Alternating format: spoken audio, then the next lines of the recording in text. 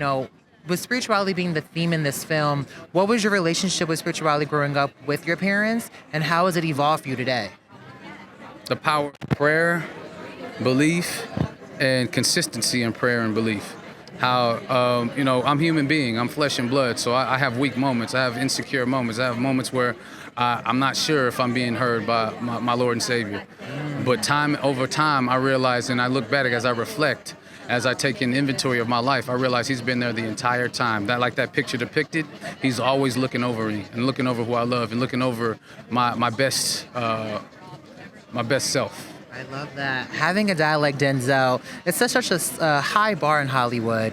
How do you balance honoring his legacy with forging your own path? And is there any particular piece of advice from him that you carry with you on every project, or something that only made sense to you after stepping into your own roles? I think about both my parents, particularly even more so my mother, the woman she was before she got married, the woman she was before she had kids. She was on Jerry's Girls. She was on Broadway, off Broadway. She has a master's degree in the artistry. I think about that every time I take on a character, every time I take on a role, that both my parents were all about the art. And the business came along with it, and thank God business is good, but it's really about the work. She sacrificed a lot to raise her kids. I'll joke with her all the time, like, Mom, I could have waited. You could have had the whole the Broadway run, and I would have came out the same way a year later. And she's like, you crazy, don't say that. And I believe her, and that's why I do it for her.